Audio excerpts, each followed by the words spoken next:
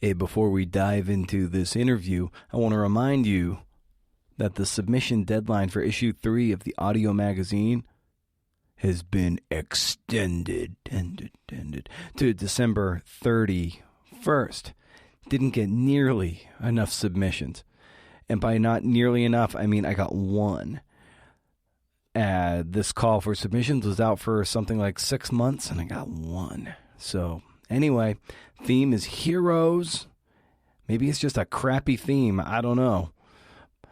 Essays must be no more than 2,000 words. Bear in mind, this is an audio essay, so pay attention to how the words roll out of your mouth. Email submission with heroes in the subject line to creativenonfictionpodcast@gmail.com. And I pay writers, too. I'm not angry. I'm just disappointed. Dig it. There's my dog pitter-pattering across the floor.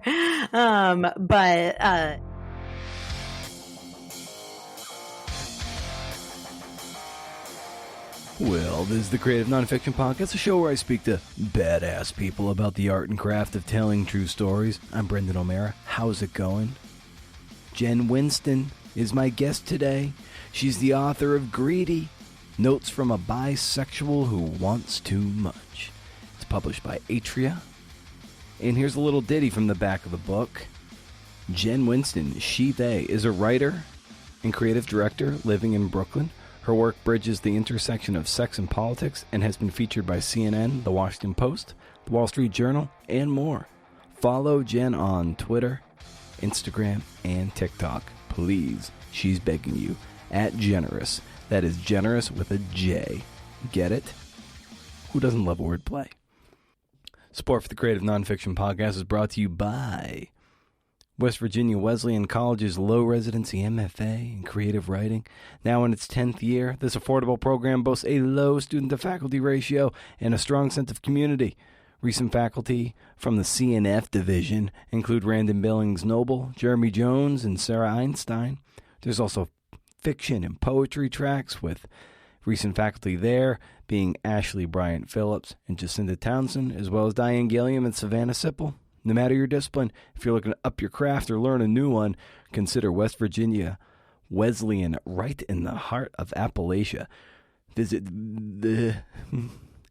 You think, how many times have I read this? 20 times? You think I'd be good at it by now. Visit mfa.wvwc.edu for more information and dates of enrollment. Okay. Jen and I talk about some of the hidden costs that go into writing a book. Some of the costs that she had to shoulder to make sure the thing was what she really wanted. And isn't that what we all want? Even if you have a book deal from a prominent publisher like she does, she had to shoulder a lot of things that you might not think a writer might have to shoulder. Memoir as a radical medium, using the pronoun you as an immersive experience, using different narrative techniques and forms, and getting around the grammar confusion of they-them pronouns, and how she wrote this book with a full-time job. Great stuff. I think you're really going to love it. Oh, and one more thing.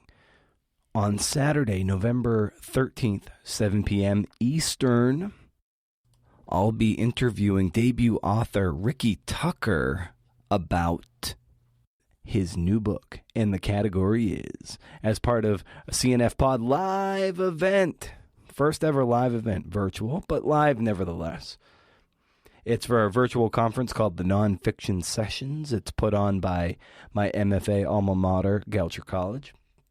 Tickets are $20, and there's going to be a few great items on the docket. There's a conversation taking place with Brian Broom, and you can check him out in the CNF Pod archive. We spoke to him this year about his book, Punch. What is it? Punch Me Up to the Gods. That's right. It's my favorite memoir of the year. If you want to be in the audience for this CNF Pod live event with me and Ricky Tucker, the Eventbrite link will be in the show notes, and it'll be across my various social media accounts, my favorite. Notably at Creative Nonfiction Podcast on Instagram and at CNF Pod on Twitter.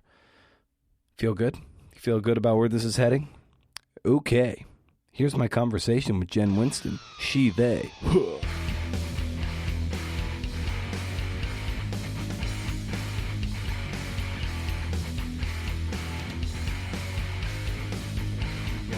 that I read that, you know, you essentially wrote this book in 3 months. So I wanted maybe you can take us to that fury of writing to generate something like this, at least in rough draft form, in such a fast amount of time. Yeah, I mean, I would not wish that timeline on my worst enemy. It was really hard. But what happened is I got the book deal. I sold my book off of Proposal in October of 2020, October 15th. It was the day after my birthday. Great birthday present. And we were discussing timeline, and we were trying to, we decided the book should probably come out around By Visibility Day, which is in September. And we discussed whether it should come out in 2021, September 2021, or September 2022. Like, those seemed to be the only options, because we weren't sure that people would really care about, like, there wouldn't be a media moment around bisexuality as much for the rest of the year, which is, like, unfortunately, like a sad truth that we were kind of discussing. And then we were like, this issue has so much momentum behind it. And my editor was like, do you think you could do it do you think you could get it done by September? And I didn't realize, like, that would mean I only had 3 months to do a first draft. Like, I didn't realize the whole work back schedule of the production timeline, and I agreed to it. And that was a very rookie debut writer mistake. But I was really just, what it meant is that I was like a nightmare throughout the process to my publisher, because, like, they sent back the copy edited manuscript, and that was the first time I'd really gotten, like, a nice break from, like, my I don't know, whatever you would call the second draft. I'm sure that was like my, like, 40th draft, really. But when they sent back the copy edited manuscript, I started reading it and I was like, oh my God, this is terrible. And so I just basically rewrote the whole thing. Like, I think I looked at track changes during that time, and I made 18,000 changes after it had been copy edited. So, like, wow, that's not recommended to do to your publisher, but I'm so grateful that they were agreed that the changes made it better and made it stronger. And even after first pass, like after the advanced reader copy, I like made so many changes still. So I was really like I sent a bunch of changes the day it went to the printer. Like, I was that person.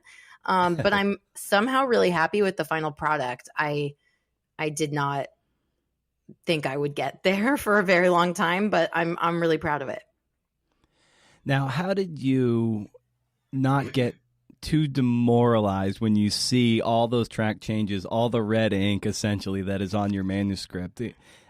When you see that, you know, what's going through your mind, and how do you work in the face of that? I mean, well, it was like literally difficult because I had so many track changes that it kept crashing. So that was terrible. But I actually ended up turning it off, like turning off so you couldn't see the red ink. And I think if I had a longer timeline, I would have done it, like I would have printed it out and made my edits that way, because it's so much different to engage with your text that way. But I did print it out like a few times, and it was like $200 each time because I had to go to Kinko's. So, I mean, that's like a cost there were so many costs they don't tell you about. You know, I definitely like spent a bunch of money on making this book what I wanted it to be.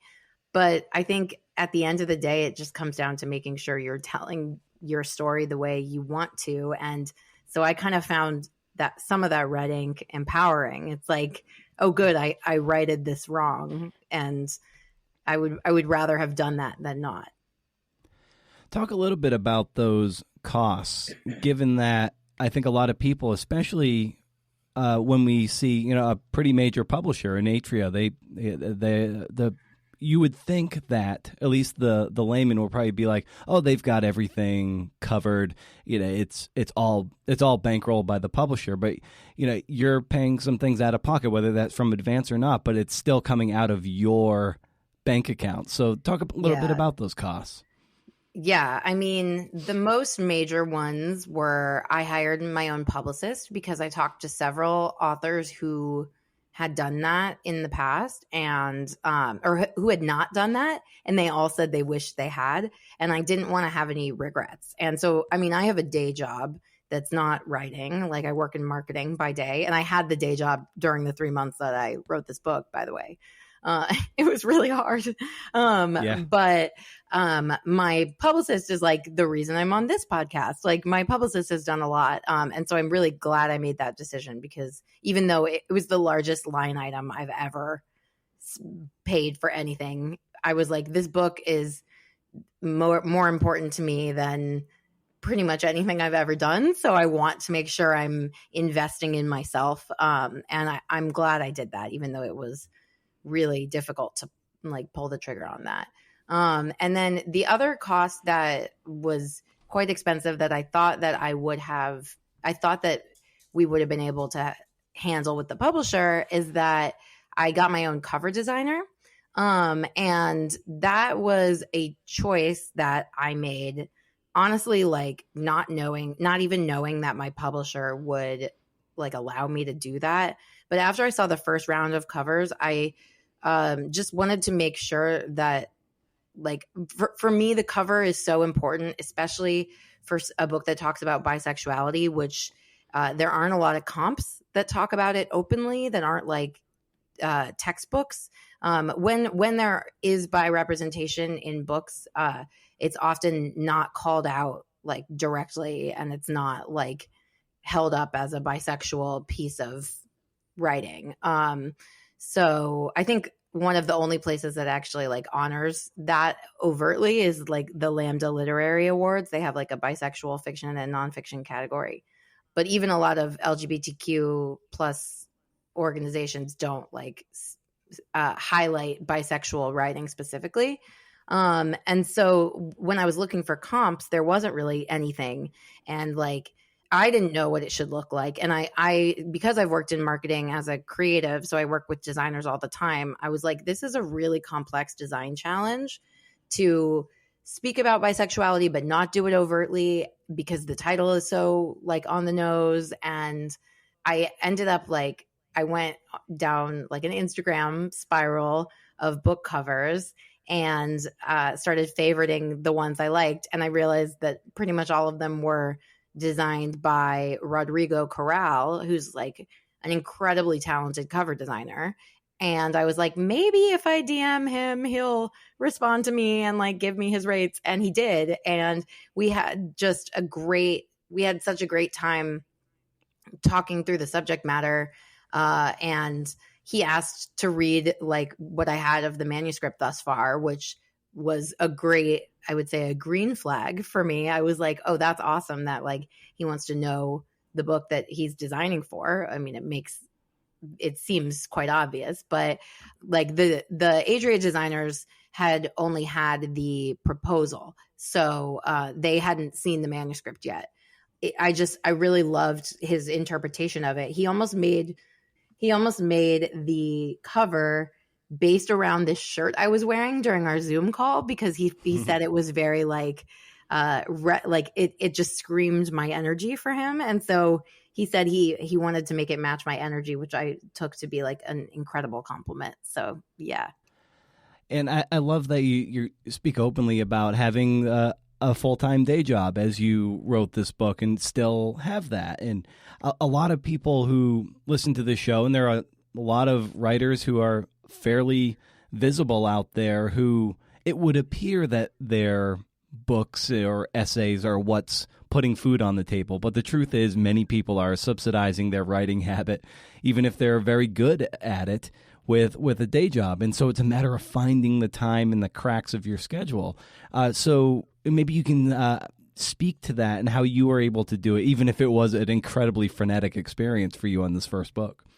Yeah. I mean, well, part of the reason when I heard the 3-month timeline, I was like, okay, I can make that work, because realistically, if I had had a year and 3 months, I probably would have put a lot of it off, because that's who I am. And a friend of mine was like, if you don't need a ridiculous deadline to get something done, then maybe you're not a writer, which I loved that vote of encouragement. But I mean, that's obviously if you can get things done on like without deadlines, you're a great writer. I think I watched some session, like some conversation with Dan Brown, and Dan Brown was saying that the difference between like good writers and like not good writers is just writing. And I found that really motivating to be like, you have to get it done or else what are you doing? You're talking about it. And so it really did, like, I have never written as much, like as quickly in my life. And the best part about writing a book is how much better of a writer you get at the end, because you've put in like however many hours. So like every draft I read, I was like, oh, like I know this now. I know this now. Like in the beginning, I worked with an early editor who was talking with me about building strong characters, and also like she noticed that a lot of my writing was in passive voice, and which a lot of it still is, because like that's just a habit I have a really hard time breaking. But yeah. I mean, don't we all? But it made so much of my writing stronger. Like so much less of it is in passive voice because of something I learned like early in the writing process. So of this book, it wasn't like something like that actually weirdly wasn't a critique I'd gotten in a lot of writing workshops or writing classes, but it was something I learned like the first month of writing my book. And so I was like, oh shit. So I did like a find and replace for the word is. And like, I did had to end up rewriting a bunch of stuff because of that. And I took out a bunch of adverbs, like all of that stuff. I'm definitely not even answering your original question, but here we are. Well, there's that. That is all part of it, which is really what's really great, or what the trap can be, and what actually was beneficial about you having such a tight deadline is because you go through it and you do get better, and you go back and reread, and you're like, okay, I got a little bit better, so let me refine a little more, and then by the time you get to the end of that, you get a little bit better, and along the way, you might be reading something else, and you're like, oh, I kind of want to try that on for size. And all of a sudden, you get into this spiral of revision where you just keep going and going and going. Whereas, like, with that hard deadline that you had, it's just like, okay, at some point, I just got to submit this and be done with it. Yeah, it was helpful to have a pencils down moment. I also, something that I did, that I don't even know how I made time for this, but I took a workshop with the Shipman Company about like experimental structure. And nice. I loved the workshop. Like it gave me so many ideas. And so my book uses a lot of different formats across the essays. And that's one of the reasons, because that class really inspired me. Yeah. And books, I like to say, are of course made of books, and they all have kind of a family tree behind it. So what would you identify as Greedy's ancestral lineage? Oh my God, that's such a cool way of thinking of it. I love it. I would say How to Write an Autobiographical Novel by Alexandra Chee was like the book that I like cradled in my hands. Like I think I literally slept with it beside me most of the writing process, just because I was so like, even it's just a beautiful physical object as well. So like it's like 270 pages or something. So I was like, that's my goal, page count. Like I want the French flaps, which I wasn't able to get as a debut author, but next time. But I just, I don't know. I just held it with me a lot because I think it was a little like a book parent. And then In the Dream House by Carmen Maria Machado really inspired me in terms of like how to queer the genre of memoir, just because it's the most experimental memoir that I've read and really resonated with, written in a bunch of like short vignettes as like metaphors that overall and together tell this beautiful story about queer relationships and emotional abuse within those queer relationships. And then I'm looking up at my bookshelf trying to see. I have like a bisexual shelf right above me. Oh, of course, the book that like really has meant so much to me throughout this process and in my life is it's called Bi: Notes for a Bisexual Revolution by Shiri Eisner. And it's really just a queer theory text. But reading it was the first time I really felt proud to be bisexual. And that was, oh, there's my dog pitter pattering across the floor. Reading Sherry's book is the first time I felt proud to be bisexual. And that was such an amazing experience for me to actually feel proud of this identity that is so often seen as something you can't celebrate for one reason or another.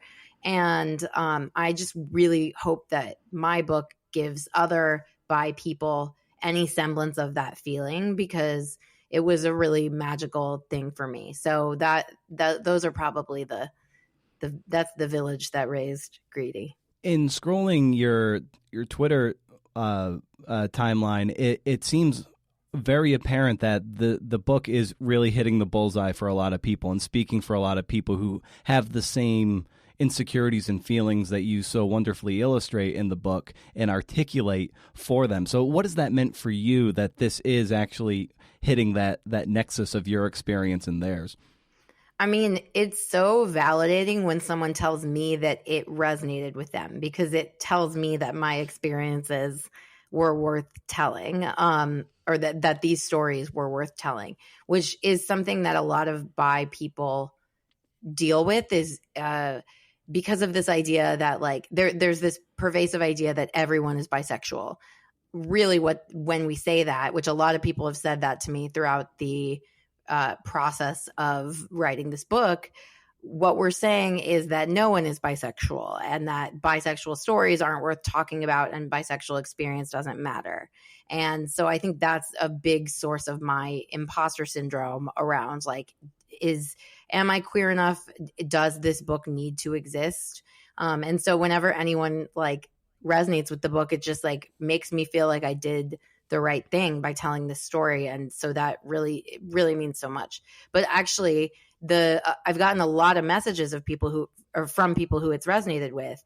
And a friend of mine asked if that meant that if that made me think that maybe everyone was bisexual.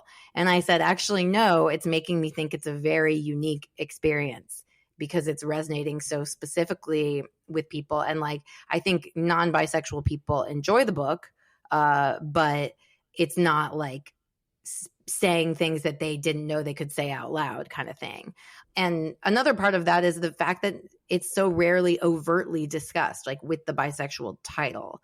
And if it is, it's like tucked aside as like a chapter or something. But Shiri's work really helped me realize that I could use bisexuality as a lens to look at all these issues I wanted to look at. And because I've had a bunch of these essays, like starts to them or earlier drafts of them for quite a while, and I haven't really known how they fit together aside from like a dating memoir or like a political memoir, but I was never really able to fully like marry the two, pun intended, I guess. But with bisexuality, I like thinking of it as a lens for really just betraying binaries and like social norms as they have been set for us. It's really been, it really worked out. Like somebody asked me if I was worried that I wouldn't be able to write a whole book about it. And I was like, yeah, I was worried. And then it ended up being so fruitful, because really as an idea, it's about questioning everything and checking in with yourself and making sure that you're making the right decisions for yourself, which is, it took me a lot of personal growth to get to that point. Now, as a matter of craft and structure, you could have made a decision to do more of a classic memoir that is, kind of reads like a novel. It's kind of beginning to end, and here's the personal growth, or a more sort of episodic, more linked essay collection, which of course you went with the latter. So what was that decision like, and how did that reinforce the story you wanted to tell? I mean, I love the personal essay as form. So I was that was definitely what I wanted to do. But I've learned that if you market something as an essay collection, or you tell people it's an essay collection, that they skip around, which is not something that I do when I'm reading essay collections. But my book is really meant to be read in a linear format. Like, I reference a character in one chapter, and then I'll reference that character again later, like with less context. So if you read it, if you skip around and read parts of it out of order, you're going to miss things like that, and you're going to miss like character development. That's something I would have done differently, because I guess it is a memoir. A memoir in essays is probably the right term. But I really love a standalone personal essay. And so my hope was to have a few of those in there. And I also don't love when memoirs like focus so much on childhood. Most of the time, there are obviously exceptions, but my childhood, I had a few formative stories I wanted to tell that related to my queerness and gender roles. So I wanted to have those, but I didn't want them to be the first chapter of the book. Like, I felt like there were so many things about bisexuality that it was necessary to like debunk first. In fact, the thing I changed at the copy editing phase was there was a 22-page FAQ about bisexuality that had it had answers to all these different questions, of like, including the question of, isn't everyone bisexual? Like, it had that answer. But it was reading as like a textbook and not as a memoir and essays. So I that was my biggest change I did at that phase, was I like worked that information in throughout. And I think that was actually probably the biggest challenge, was trying to structure it with all of the social justice related information that I wanted, but also tell a good story. My early editor kept saying, it's like you want to give the broccoli with the cookies type of thing. Yeah. Yeah, in a way, I was just thinking the metaphor of like having to mix the wet and dry ingredients together. It's like, oh, okay, and this is how we're going to make a good batter. Yes, spoken like a pet owner. Yeah. Okay. Yeah. One of my favorite essays in the collection was the Girl Crush Clinical Observations, and I loved it. It was, to me, it was just kind of heartbreaking and confusing, and I just loved the headspace of it. I love middle school as a place to write from, and I just love that essay so much. And I was wondering maybe if you could just talk about, the form of that essay too, which has a clinical detachment embedded into it. So maybe you can speak to how you approach that as a means to tell that particular vignette. I'm really glad you asked about that one, because that's another thing I changed at the copy editing phase. It was not in that form whatsoever when it was copy edited. And so I sent it back, and my editor was like, I'm sorry, what's this? Like, you made this like a medical motif? And I was like, yeah, I don't know. I think it's better. And really I did that because the original form was, I forget what it was even called. But it had basically like paragraphs that were numbered. I think it was sort of like ingredients, or there was something there, but the concept wasn't like fully developed. And so then when I was looking at the overarching text after I got rid of the FAQ and stuff, the Girl Crush essay was originally written in the second person, in the you format, which is a format that I love because it's so immersive, especially when combined with present tense. I feel like there's nothing that gets me to turn a page faster. And that's another thing that's underscored by Carmen Maria Machado's In the Dream House. But I realized that the first chapter, which is basically about a bad interaction with a man, or like a lackluster interaction that makes me question my queerness.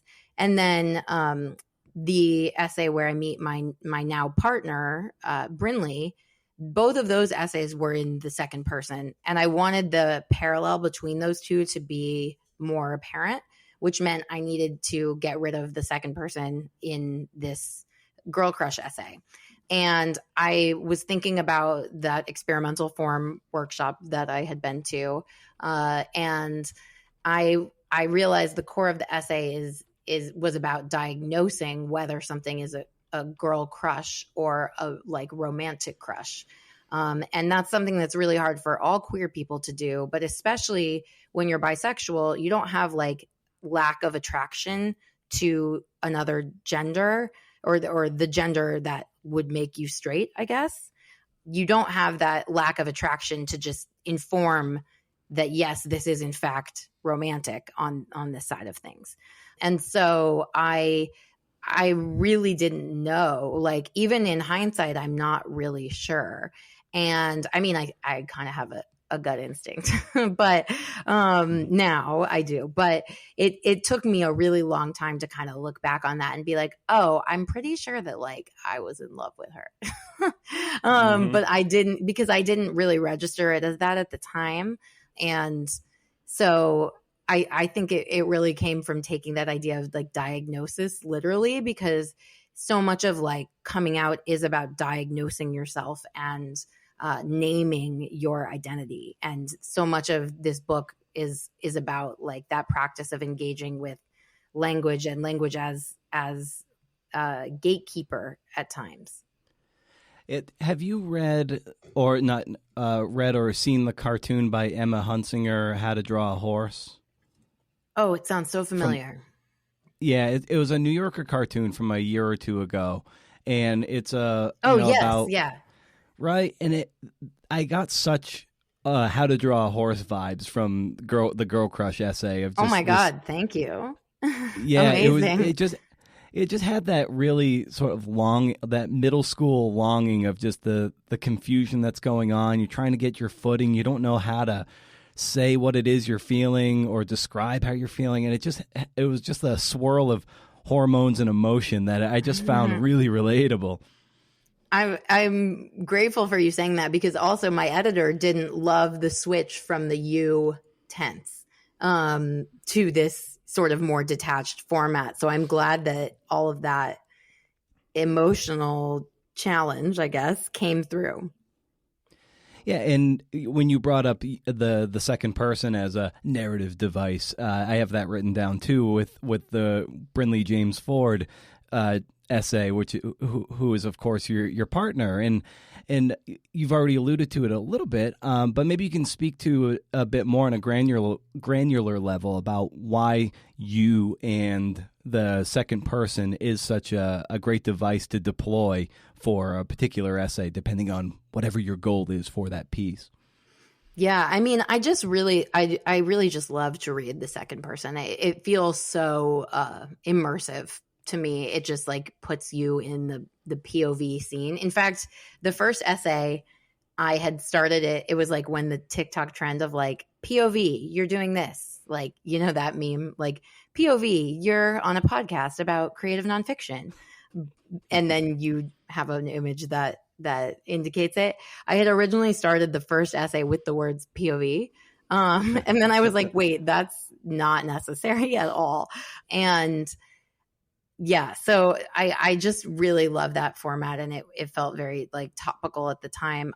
But with the Brinley James Ford essay, I wanted to make it in that format specifically because I think a lot of people don't know what it's like to love and fall in love with a trans non-binary person. Like, I feel very privileged that I have had that experience, because I mean, this relationship has been so rewarding for me in so many ways, beyond just gender.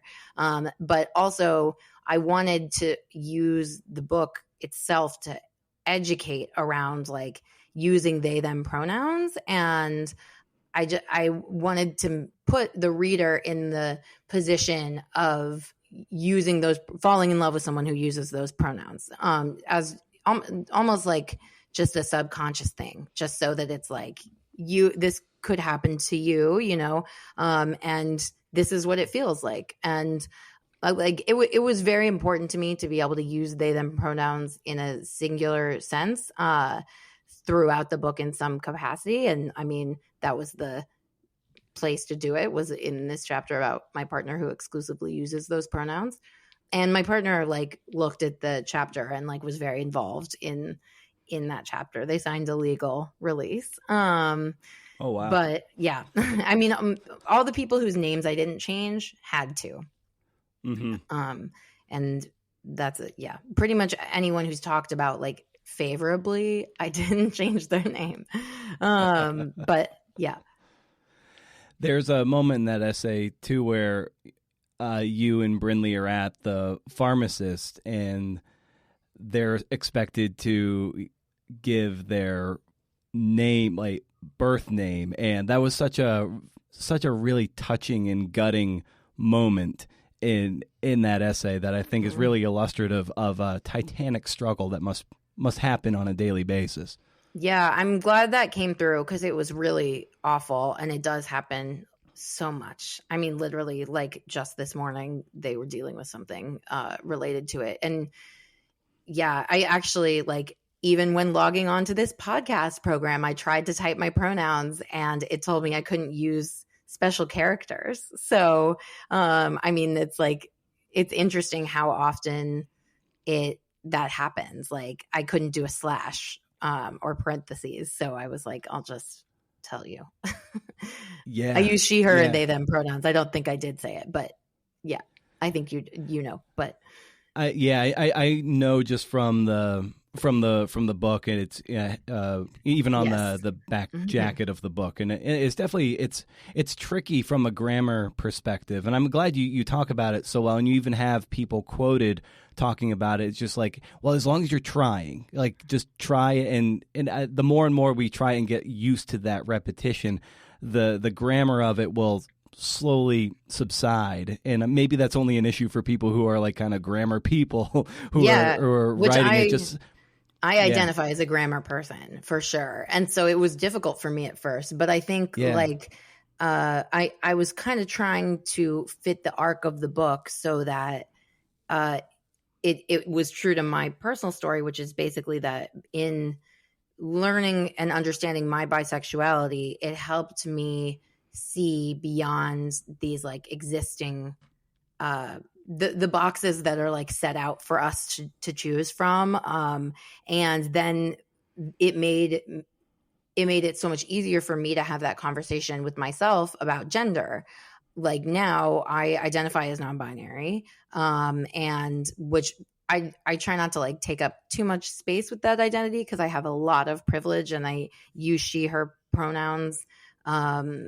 Like, you know, that's fine for me, just as they, them pronouns are also fine for me. But I wanted to make sure that I had a piece of writing that just treated they, them pronouns as singular, like without causing a ruckus of it. I mean, of course it was like about that a bit. But I wanted to just do that because I think like it's so important that there are young adult books and other books that use they, them pronouns, in just treat them as you would like him or her pronouns. It's so critical. Yeah, there's a moment in the book also which I really loved and related to, in the sense that when a relationship turns from, you know, you've got your friend and then they're with a relationship and then all of a sudden it becomes a we thing. And in that in essence is like a dagger in that friendship. And I feel that especially because my wife and I, you know, we don't have kids and don't want kids. And so when we've had friends that choose to have children, with every successive child, it becomes further and further distance the relationship, and it's just like it really sucks. Yeah. So like when you wrote about that, it really spoke to me, because that, in a way, when those things start to happen, it becomes just another signifier that this friendship will no longer be what it used to be. Yeah, I wanted to encapsulate like. I was reading a book at the time, which is another book that I recommend, called Life Isn't Binary. It's by Meg John Barker and Alex Ian Taffy. And it's kind of a more like social sciences book. But they talk about, first it talks about how bisexuality isn't binary and sexuality itself isn't binary. And there are a lot of non-binary sexualities. But then it also talks about other things that aren't binary, which another one they mention is our idea of love. And they talk about how like the ancient Greeks had all these different types of love that they had names for. Like I'm not gonna, I don't remember them. So it was like eros and amos and, you know, all these different words that we see showing up.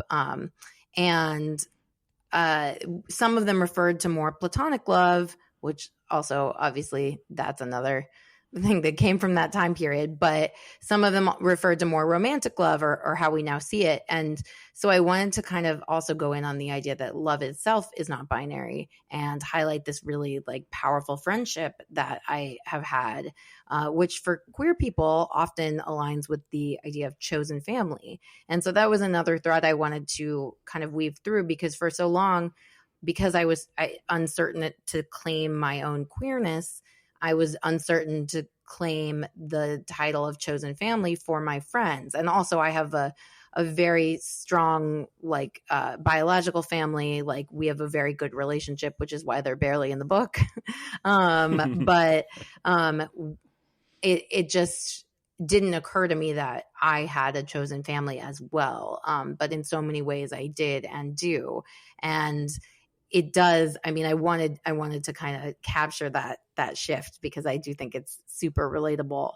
But also I was a little shocked at how much of my emotional unavailability was likely due to these very strong relationships I had as friendships. And so I wanted to kind of capture that arc as well. Yeah, and you're very candid about acknowledging your privilege throughout the book, and even in this conversation, you've brought it up a few times. And how did you get to a point in writing this book where you felt like you that you had permission to write it, if that makes any sense?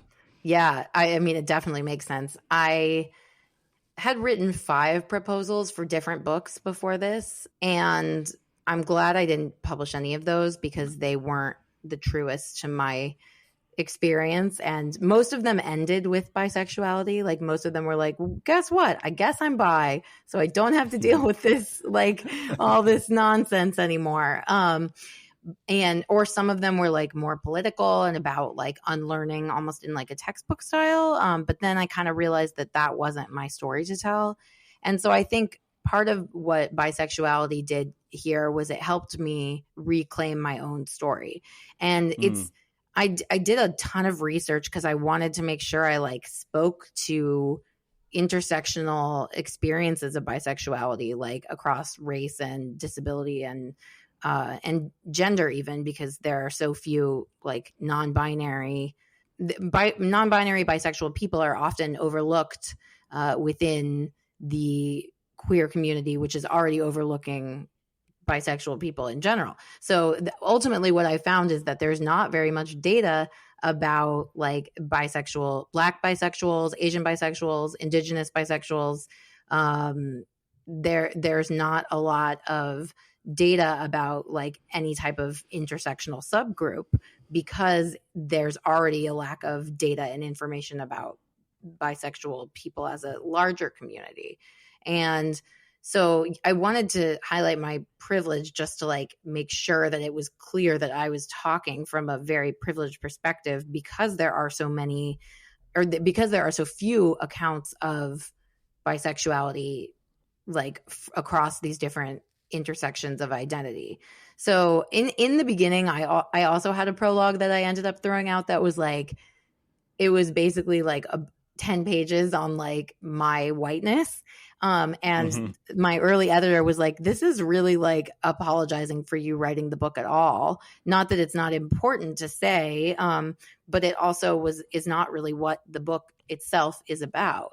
And so I was like, okay, this makes sense. And I tried to kind of integrate that information throughout. But like even with like, I have a chapter about smoking weed as a child, the first time I smoked weed, because it felt like a formative gender experience for me. And I like realized upon like my third read, I was like, oh my God, I can't just write this chapter and not like acknowledge that weed is like a very racialized topic. Like, oh my God. So I like ended up adding in some reflection about like how I absolutely did not realize that as a middle schooler. But I think it's just, I was trying to make sure that my book like knew its role in the conversation, because the worst thing for me would have been like if this book was held up somehow as a like the only bisexual, like, oh, we have this book, this bisexual book, we don't need more. Because I hope that it paves the way for more bisexual stories. And based on the messages I've been getting from people who it resonates with, I think that it might. So that's exciting. Oh, that's great. That there's this idea that I think as writers in general, and certainly you writing on this topic, given that there isn't a whole lot of literature on the topic itself, it's that it's incumbent upon us to open doors for those who are coming behind us, and maybe even take the door off the hinges, so it's that much easier for people to kind of pass through. And it sounds like what you're doing with this book is, you're lighting the path so other people can have their permission to follow you, and then tell their stories and show their truth. I mean, I really hope that that's true, because I'm really interested in reading other bisexual experiences. Like, there's no way that mine is the only one, you know? And so, yeah, I really hope that that's what happens. And for me, it's so important that I've said this a few times, but it's so important that bisexuality is named in those stories, because like for me, I really needed that word to have something to like cling to, that I was like, this is who I am. And there's so much stigma around that word and misconception. And so I really wanted to like destigmatize that word and share everything I'd learned about it, so that more stories that use that word could be told. And you write early in the book too that when you're kind of looking in the mirror, sort of as an anti-pep talk, it's you're like, and how can you even dream of talking to your parents when you can barely talk to your friends? They know you haven't had any queer experiences, which must mean that they think you're a fraud. On second thought, why are you even considering this? You're obviously straight. So, yeah, how did you get past this kind of anxiety spiral as you write in that section? It took me so long to get over that, and I think really it was when I formally came out that I was like I did it as a way to hold myself accountable. Like, I posted an Instagram about it, and that meant I told my parents, and I came out, and my coworkers then knew. And with that, I feel like I was really able to step into bisexuality as an identity rather than like a behavior. Even in that excerpt that you just read, I really was concerned that because I hadn't had like this quote unquote proof of my bisexuality, like I hadn't had the queer experiences, I was not actually bisexual. And so then you're in this like catch-22 of like, how do you get those experiences if you're not actually queer? Or if you don't think that you're queer, how do you get queer sex experiences? And so, yeah, that was very much a long journey. I was really still thinking about bisexuality as a behavior, and I thought that meant I had to behave it in order to be it. And that's part of the reason it's so important for representation of bisexuality to use the word, because often in like TV and movies, we'll see bisexual characters, but we'll only know that they're bisexual because they're like hooking up with people of multiple genders. And that like reinforces the idea that bisexuality is something you do, not something that you are. And I figured, like, because I hadn't done it yet, that I wasn't it. And I've read an interview where you said, memoir is a radical medium. So in what way is memoir radical to you? Oh, I like that quote. I don't remember saying it, but I like it because I think that I looked down upon memoir for quite a while, even though I loved to write it and I loved to read it. Like in college, I was friends with a bunch of creative writing English majors, and I was like super ashamed that that was my genre, because it wasn't, it wasn't like high tier literary fiction. And I don't know, it just didn't feel like it was canon for me in college. But of course, those creative writing majors were like largely white guys and straight white guys. And I later realized that, and I learned through like the work of Gia Tolentino and other people who write nonfiction essays and personal essays, that it's really like, it's kind of a tool of oppressed people in a way, the memoir as a genre, because sharing those personal experiences is so valuable, especially when those stories aren't the primary stories that are told in our world. And so it's really been like, even like Exo Jane days of it happened to me, I blank.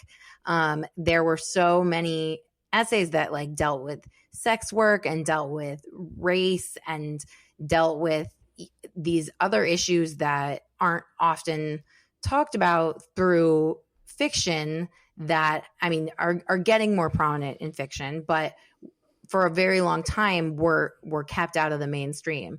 And so even just like speaking from experience validates those truths. That's why it's radical. And in Memoir too, you alluded to this with the recurring characters and how you certainly want people to read this cover to cover instead of jumping around. What became the challenge for you in developing characters throughout the course of this, throughout the course of the linked essays? I mean, well, part of the hardest part about writing characters from people in real life is that sometimes you describe them too much, or almost like with using specifics that, like, it's very easy to lean on physical description, which I had done in a lot of early drafts. But as I kind of learned, that readers don't really need too much of that. Like, it's almost better to describe them in other ways and then like let your reader fill in kind of the physical picture almost with someone that they know, in that sense. So I definitely did a lot of that in the beginning. The other thing that's challenging is the fact that there are real people who might read it. And I, like, so far, I got one call from the woman who's written about in the Bad at Sex essay, whose name has changed. And she apologized for like the way that it was handled, even though she really did nothing wrong. And I was like, honestly, there are a lot of men who should probably apologize to me, but I don't think I'll ever get those calls. But I think that was probably the biggest challenge, was knowing that like people might read this. Like, I changed the names of everyone in high school, and I know that like Sloane, which is the name of the girl in the Girl Crush chapter, has had explicitly told me that she wouldn't read the book, like, long before. So I have no idea if she knows like what that's about. But I know the other friends in the book have definitely read it, and none of them have reached out to me. So I'm like, oh God, what do you guys think? But yeah, it's definitely weird. Memoir is so weird. But one funny story is in the chapter, it's called Knots, with the character Elias. That's a changed name. But the guy who that's actually about, like, I guess his ears were burning because he like reached out to me randomly while I was writing, and he must have known that he was in the book. And I was like, you're in it. Do you want to read it? Because his essay is obviously like pretty favorable to him. And so then he read it, and I let him choose his fake name. So that's how that worked out. But yeah, it was dicey like the whole time. Nice. Let me just ask you one more question, Jen. I know you got to get out of here very soon. You're right too, and early on that as it turns out, I'm not straight, I'm not gay. The only thing I am is a threat, because now I understand that bisexuality isn't just an identity; it's a lens through which to reimagine our world. So, in what way has that changed the lens and allowed you to and us really to reimagine our world? Yeah, I mean, for me, realizing that what bisexuality means is when I realized that bisexuality basically means questioning patriarchy, it means questioning like gender norms and gender roles. It means questioning systems of monogamy and just anything that's like kind of taken for granted in social systems. Like that's when I was like, oh wow, this identity is super empowering, because in order to get comfortable in your bisexuality, you have to, it's not about saying bisexuals aren't confused, which is often said. And I don't think we're confused. I don't think we are confused about the fact that we're bi. Most of us realize that. But the idea of being confused refers to, do we want to be with men or do we want to be with women? Like we can't make up our minds. But what Sherry Eisner's work helped me realize is that confusion is actually a superpower, because it forces us to kind of question those existing options and be like, is this enough? And so I think that really helped me tap into bisexuality as a powerful idea, and that's what made it so easy to write a book about. Well, it's an illuminating book and a great book, and entertaining, informative. It really checks all the boxes. So I just have to. Thank you. Sure, I just have to thank you for the work, Jen, and of course, thanks for taking the time to talk shop and come on the podcast. Thank you so much. My pleasure. Thank you. All right. Hey, CNFers, thank you for listening. Thanks to Jen for making the time. Thanks to West Virginia Wesleyan College's MFA in Creative Writing for the support. Always helps. You have a good time. It's part of the show. You know, this is this part of the show. You know, it's parting shot, but this show is partly made possible by the incredible cohort of members at Patreon.com. Building up those coffers grants you access to transcripts in the audio magazine, coaching as well. Helps pay for podcast hosting, which is not cheap. Keeps the backlog from getting absorbed and deleted. And your dollars go into the pockets of writers as well. Patreon.com/CNFpod. Shop around and help support the community. And I'm going to keep trying to come up with some creative ways to make it all the more worthwhile to be a member of that. It's hard to pony up, even if $2 a month, when something is free and will always be free. And so it's hard to make that sell. I get it. Lots of podcasts I listen to, if they had Patreon things, I'd be like, oh, do I really want to pay $2 a month? Should I? So I understand. But if you do, I'm trying to come up with ways to where you'd be like, oh, okay, I'm paying $2 a month and I'm getting $20 in value a month. So maybe more. Who knows? Anyway, this week, a 100-pound stray, a female Rottweiler, showed up at my neighbor's house right across the street. From somewhere. Okay, she had a pink collar and a leash. She got loose or something. He doesn't have dog infrastructure like we do. He's got 2 cats, a roommate, a wife and 2 little kids. So we had the infrastructure. So we took on the beast for a night. My neighbor and his 8-year-old daughter got real attached to her in a matter of hours. So when we took her for the night, his daughter was like crying her eyes out, like we were stealing the dog from her. So it was like, kind of said, it's like, all right, well, fine, you'll be able to see her. No, don't worry. And we're just taking her on. We're not stealing her. We're just taking her to give her some shelter for the night. I should mention that that when my neighbor and his daughter got home. Well, when she got home from school, we were all outside, and my neighbor handed this 100-pound dog and the leash to his daughter, who weighs about 50 pounds. So the dog weighs 100% more than her. Bus pulls away. Apparently this dog likes to chase cars and takes off after the bus. Daughter drops the leash and the dog runs headlong toward the back tires of this bus. My heart drops into my stomach and I'm just like, oh shit. The bus slammed on the brakes and disaster was averted. The big girl then dropped a number 2 on a nearby lawn. At this point, I took stewardship of the beast. She promptly peed twice in the house, once on a rug, once in the hallway without a rug, and she was so itchy from stress and no doubt had a skin condition that her owner, wherever this person was, didn't address with the veterinary care she clearly needs. She had no chip, she had no tags.